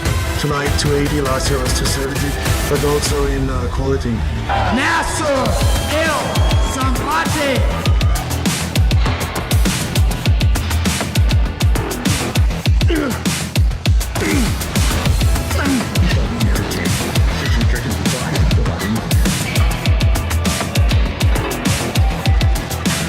Very essential and important to train as heavy as possible. A lot of people are asking, what does it mean heavy? Heavy means training in the rep range between 6 and let's say 8 reps per set. In general, when it comes to the upper body, I would say 6-8 reps are pretty heavy.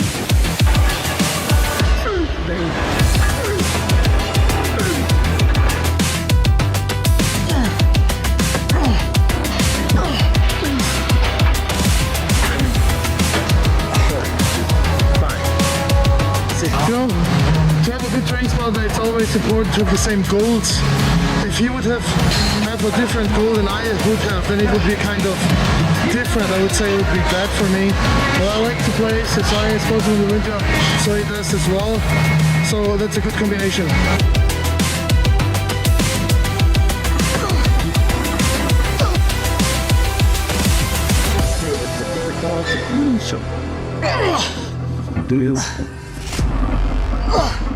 This year, I wanted to bring in a total different package. I want to do something totally different. I want to be a totally different bodybuilder. So I just started, even with the diet and everything, I started like January the 1st. I started eating clean. Saying I have when I'm working out, and of course, yeah, I'm joking around, and when I say it, it's all everybody want to be a bodybuilder, but nobody want to lift no heavy ass weight, and that's true. So I'm working out, I'm working out hard, started trying to get in the mode of content preparation way back in January. My life hadn't changed a whole lot. I'm still working full-time with the police department. I work 3 to 11. I'm still traveling all over the world, doing guest appearances, here and there. The best advice I like to give is just to, get with somebody that knows how to do all that stuff, because along the years and through the years, the more people that I came across, the more knowledge I got, the better I became. So you got to work harder in the gym than what you're doing all day. I worked harder just in that hour than I did the whole 8-10 hours of my shift at the police department.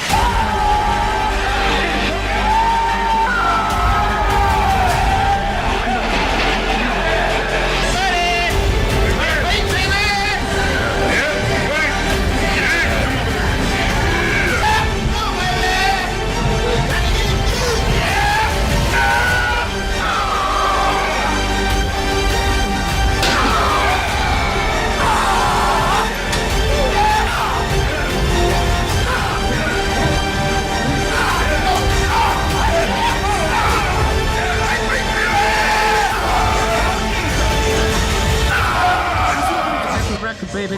It's so. Hey, on it for 2 reps. So.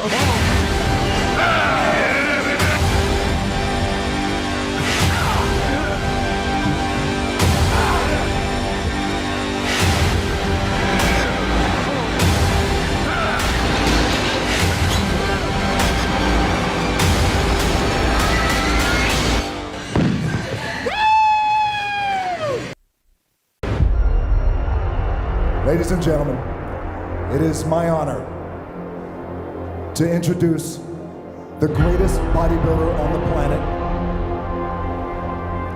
the recipient of the 2017 iconic Sandow Trophy. In the gym, that's when I went to a different place, and I just said, I'm gonna become the fucking dream killer. Thought, even on Friday night, that I'm easily gonna win this show.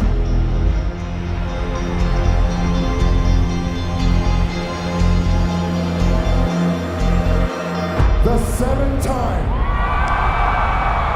Mr. Olympia, Phil the Gift Heath.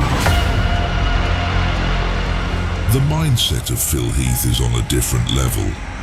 He is the kind of a guy who wants that Sandow trophy more than anybody in the competition. He's on his way to just continue to destroy, take title after title. I was like, oh no, I'll show you motherfuckers. Like, I'm gonna go in there, I'm gonna train twice a day. I'm gonna do cardio twice a day. I wanted to ruin their fucking dreams. I wanted to basically beat them until they stopped screaming. That was me. He wants it at any cost, no matter what. He trains like a beast. 9,000! Yeah!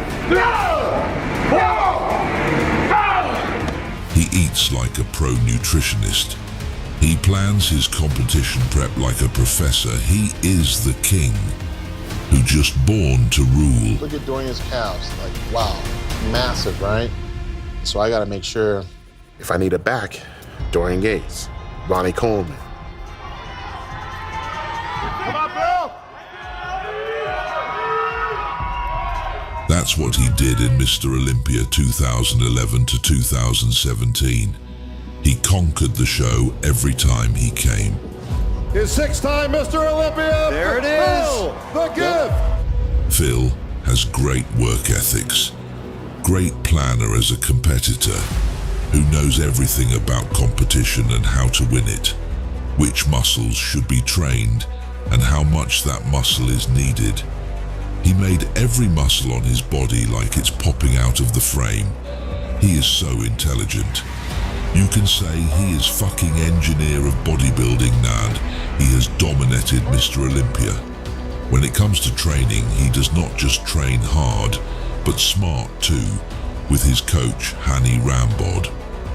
Rambod's FST7 system involves performing 7 sets of 10 to 12 reps, with only 30 seconds of rest between sets. This technique stretches the deep muscle fascia, a tough connective tissue surrounding the muscle, allowing for more room for muscle growth. Using this method with isolation exercises helps better target specific muscles. FST7 typically includes 1 or 2 exercises at the end of a workout. 2. That's it. Where 7 sets are done back to back, focusing on achieving maximum muscle burnout. While Heath didn't apply this to every exercise, it became a staple in his training routine. His overall approach leaned towards high-rep, high-volume workouts.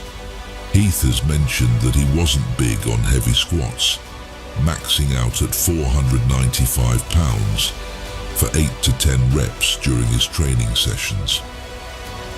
For deadlifts, Phil Heath often opted for the stiff-legged variation with dumbbells, focusing on high reps rather than the traditional barbell deadlift during his Olympia prep.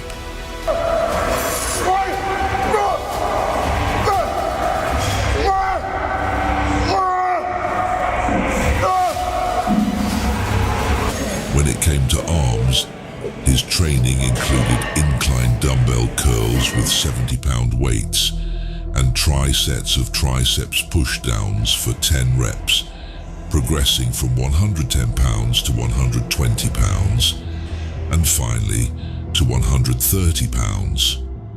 Heath, a 7-time Mr. Olympia, was undoubtedly strong, but he consistently emphasized that his primary goal was bodybuilding, not pure strength. For him, heavy weights were a means to build bigger muscles, not the ultimate goal. Had he pursued strength as his main focus, his numbers likely would have been even higher. Even so, Heath's strength still compares favorably with other Olympia champions. Aside from Ronnie Coleman, his 505-pound bench press is close to the figures reported by Arnold Schwarzenegger and Jay Cutler, who maxed out at 525 and 550 pounds respectively. In squats, Heath's estimated max of 614 pounds isn't far off from Franco Columbu's 655-pound 1-rep max.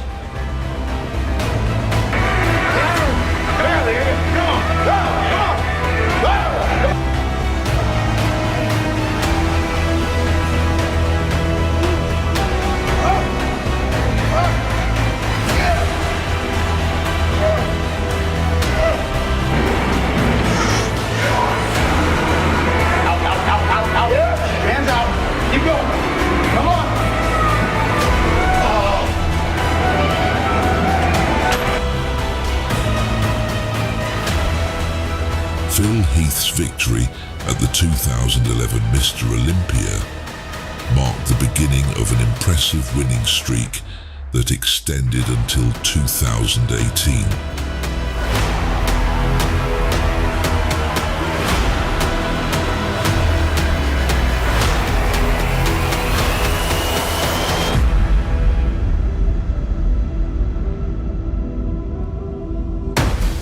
You know, sometimes it's not about the battle, it's about the war, you know, and the war is to become Mr. Olympia. So, you know, I knew that I needed more gym time. The 7-time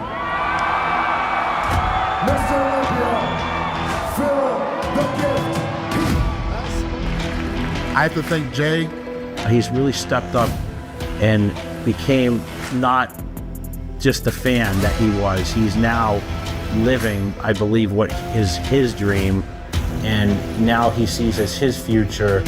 He told me, you know, that I had great potential. I thought he was full of it, you know, but he believed, and, you know, I'm just very happy that I had, and I still have, you know, a best friend in Jay. So I have to say thank you. Born in Seattle and raised in Rainier Valley, Heath began his bodybuilding journey after supporting friends who competed in amateur bodybuilding events. He made his Mr. Olympia debut in 2008 and went on to defeat Jay Cutler to claim the 2011 title. From 2012 to 2014, Heath had a heated rivalry with Greene, with Heath coming out on top all 3 years, securing first place while Greene took second. In 2017, Heath won his 7th consecutive Mr. Olympia title, tying Arnold Schwarzenegger for the second most wins in the competition's history. Nicknamed The Gift, Heath also founded his own fitness apparel company, Gifted Athletics. His meticulous approach to nutrition includes eating every 3 to 4 hours, carefully weighing his food, and consuming 10 ounces of lean protein and 75 grams of carbohydrates per meal. Phil Heath incorporates branch-chain amino acids BCAAAS into his routine to prevent muscle fatigue and promote protein synthesis throughout the day.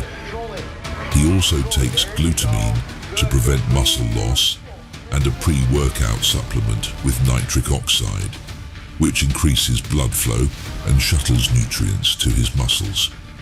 Immediately after his workouts, Heath consumes a protein shake with 75 grams of whey protein isolate. Widely regarded as one of the greatest bodybuilders in history, Heath, born in Seattle and raised in Rainier Valley, is a 7-time Mr. Olympia champion. He claimed the title every year from 2011 to 2017 and finished second in both 2010 and 2018.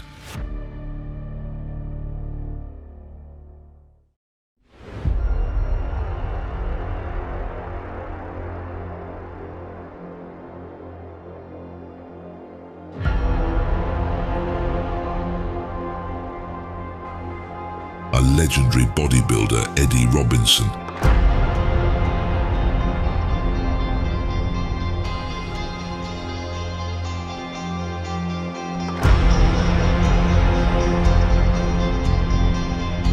a powerhouse in the world of bodybuilding and powerlifting. Eddie dominated the stage with jaw-dropping strength and an unstoppable physique that set new standards for greatness.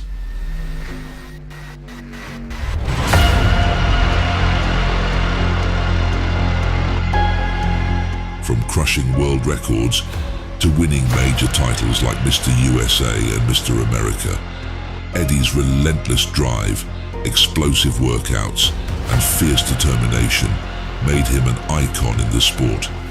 He's not just a champion, he's a force of nature, an inspiration, and a true master of muscle.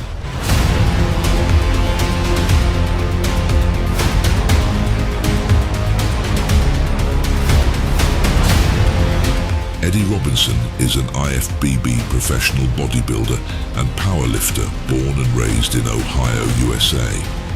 His fitness journey began at an early age, turning to sports such as boxing, American football, and other competitive sports.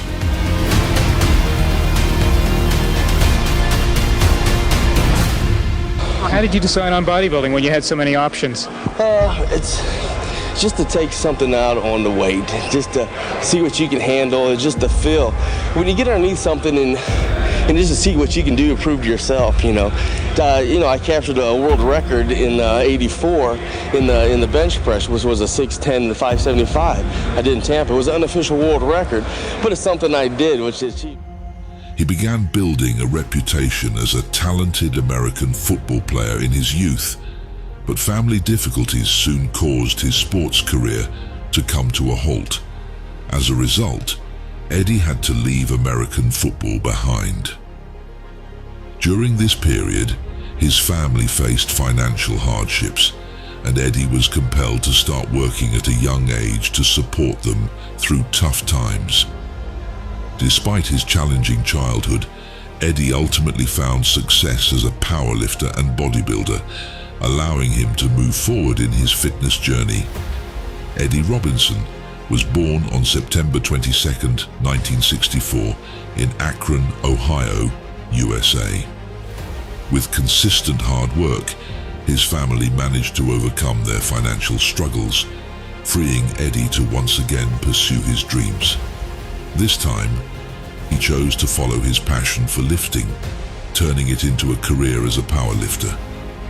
He quickly rose through the ranks in the powerlifting circuit and began dominating the regional scene.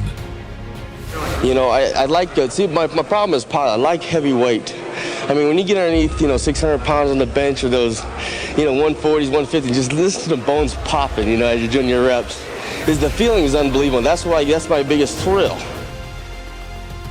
Robinson made his powerlifting debut at the 1982 Mr. Largo competition, where he claimed a decisive victory. Throughout his career, Eddie set 2 world records in powerlifting. His first, a 575-pound bench press, came at the 1985 Buckeye Strongman competition. He then broke another record with a 610-pound bench press at the 1986 Florida State bench press Rick Poston.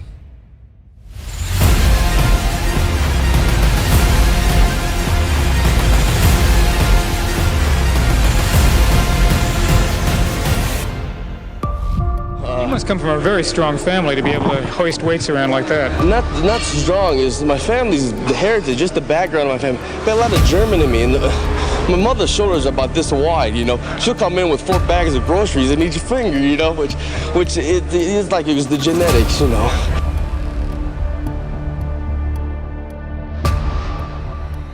While building his strength for American football and powerlifting, Eddie Robinson also developed a massive and impressive physique as a natural byproduct.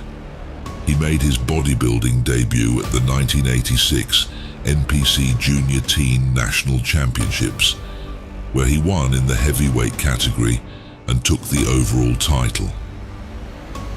After competing in several bodybuilding events, Robinson earned his IFBB Pro card by winning the overall title at the 1989 USA Championships. Throughout the 1990s, he participated in numerous professional competitions, including prestigious events like the Arnold Classic, Ironman Pro Invitational, and Mr. Olympia. Today I weighed in about 221, 222, and I feel a lot better and a lot harder and fuller than usual. If you had your choice of any body weight in the world, which weight would you like to compete at? I'd like to be light heavy. Really? I like, see, my problem is power. I like heavy weight. He continued to compete until the 1999 Toronto Pro Invitational, where he finished in 8th place. At 220, I was ripped. They said, yeah. They dropped me down lower. We're going to get you in light heavy. I knew I couldn't do it. I told them, but I agreed to do it their way. They were paying me, and I made the agreement. I got half before the show, and I got the rest of it after the show to make sure I got there. Following this event, he decided to step away from the stage. In 2002, Eddie officially retired from professional bodybuilding, though he made it clear that his journey in fitness was far from over. During his powerlifting days, Eddie Robinson trained with minimal equipment, adhering to what he called the ball-to-the-wall training principle. He claims to have never used lifting straps, bands, or any other equipment to assist with his lifts. His approach was methodical, ensuring that he worked all muscle groups at least once a week, with a focus on both compound and isolation movements.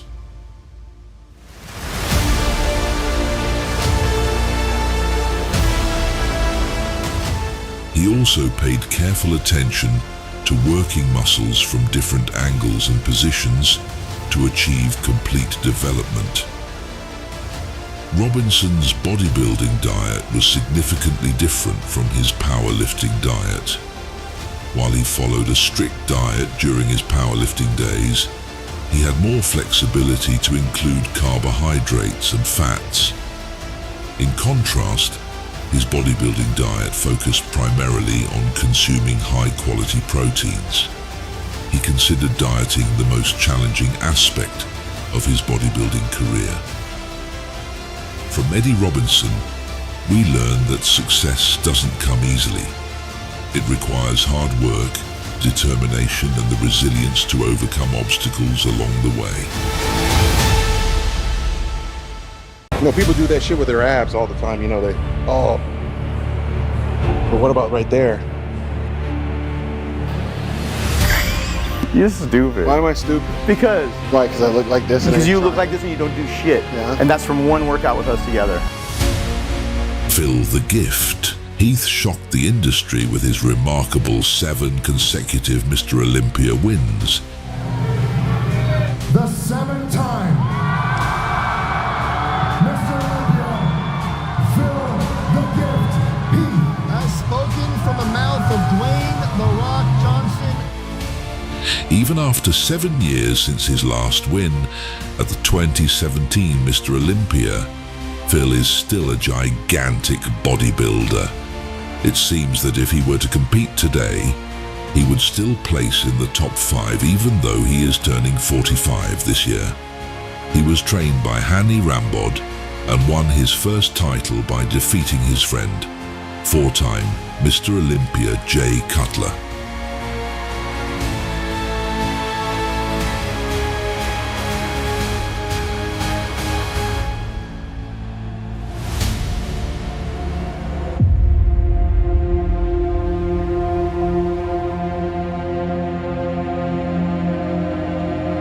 Phil faced many rivalries in his career, with the most famous being against Greene and Shawn Rhoden. This year, Phil is the 7-time West champion for a reason, and I've trained my ass off this year with the attitude of I have nothing to lose, and Phil is the current Mr. Olympia 2017. If I didn't do my homework, I shouldn't be up here. Just one person on the stage that didn't train to be number 1 in 2018, they should not be on this stage. In 2014, Kai and Phil nearly clashed on stage.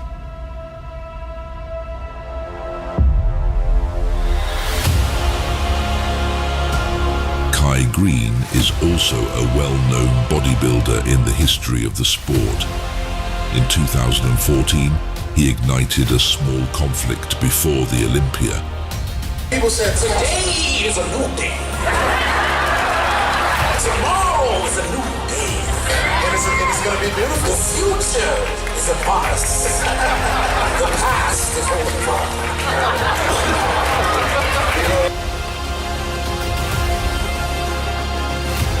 3, it's all over from the rear, and that's just it. That's how it's going to be.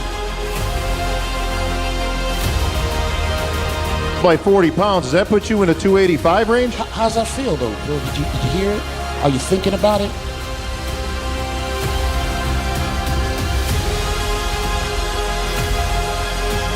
I can't beat you on stage.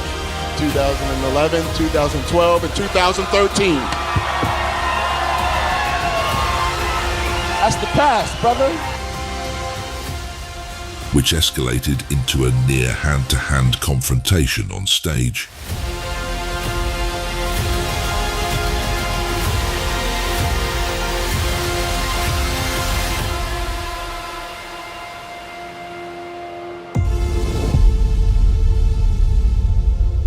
After losing to Phil multiple times at the Olympia, Kai eventually retired from competition.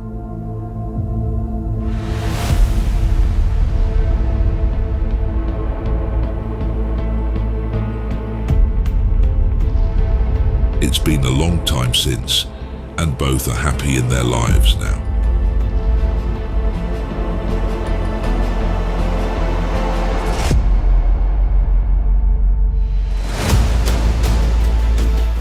Phil regularly posts his physique and training videos on social media, and he still looks enormous.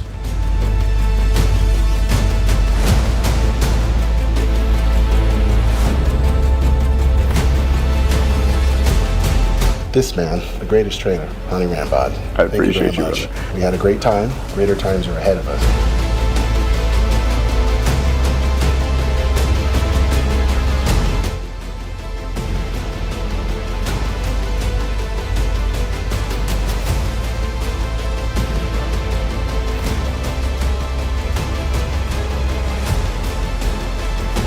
many of his fans are asking him to return to the stage for an 8th title. Last Friday, I announced that my decision to come back to the Mr. Olympia stage, and the response was just, it was incredible, guys. I just want to say thank you. People ask, like, so what's your why? Why come back? And I simply was able to answer that saying, there's just some freaking unfinished business to take care of, and I obviously felt that in my soul, and that's why I came back.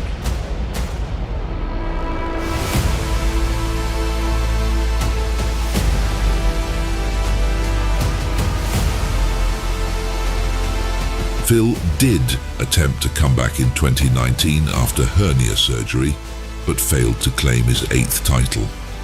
Absolutely. I mean, when I decided to come back, I wouldn't be back here unless if I was able to do what I do, and that is bring the freaking pain on stage. So you can do the absolute best on stage. You have to reduce all the noise, so then you can focus on your energy. And that's all I did over the past however many years when I didn't go on stage. But I knew when I get back there, I'm gonna be a different person. That different person is dangerous. I think everybody's waiting to see what's gonna happen. We don't know exactly when or if he will return to the stage, but I'm pretty sure he will make one last appearance at the Mr. Olympia.